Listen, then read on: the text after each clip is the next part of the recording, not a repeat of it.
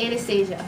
Our first story is an interview with junior high students on how their life is in Easton Junior Senior High School. Finally, we have an interview with Coach Culling about our Easton girls getting third place at state. Now to our first story. My name is Leah, and this is the student life portion of this week's Pridecast. We cover the hectic life of your normal 7th and 8th grade students. Our school has recently made a change and has moved the 7th and 8th graders over to the high school building. Here we have Adriana, who is with some of the 7th and 8th graders that experience it firsthand. Thanks, Leah. So here we have some 7th and 8th graders. Hey, Liz. Hey. I'm going to ask you guys some questions. So how do you feel about being in the high school building?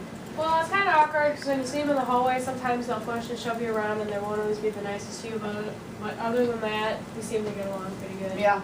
And Colin, how do you feel about being surrounded by high school students? Well, I'm a generally small person, so it kind of sucks and they're tall. So yeah. Yeah. They're mean to Okay. me. Thanks for your guys' answers. You can go back to class. I have some questions for you guys. So, Katie, you're top of your age. Do you ever feel intimidated by high school students? Well, I mean, even though some of them are still shorter than me, some of them can say really nasty things or push me in the hallway, so yeah. And Jed, do you ever feel like this place is just too crowded?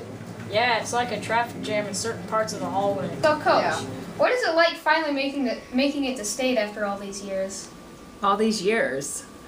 You make me sound like I'm ancient. Yes, it has been a long time. I've coached for 23 years.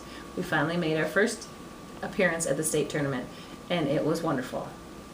It's a wonderful experience. I'm very proud of the girls for their ability to get us to the state tournament this year.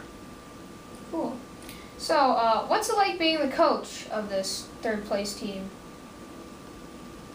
Well, it was just a very mature group of young ladies that had the opportunity to coach. So I would have to share the accomplishment completely with them and my coaching staff.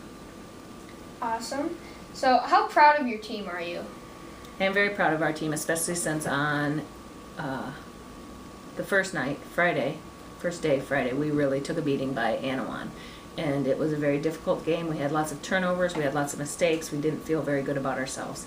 And then when we bounced back and won the second place game, it was very rewarding. So, how do you think your team played at state? Well, it's hard to judge how we played against Anawan because they were a very good team. I would say that we weren't proud of our efforts in that game. As far as the third and fourth place game, it was probably one of the best games we played in the postseason, if not the best game we played in the postseason. All right.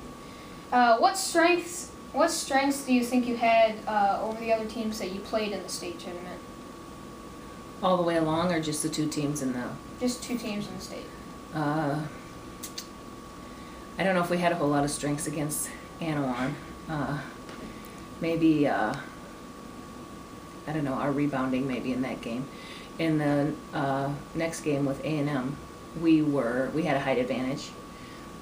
They had really quick guards and guards that really got to the basket. So our defense really came through in the end for us. All right. And have any special plans for next year, or are you just going to try to do the same thing? You mean as far as? Like coaching-wise? Well, I hope the team is able to repeat and go back to state again. Of course, that's always your goal. Mm-hmm. All right. Thanks for talking with us.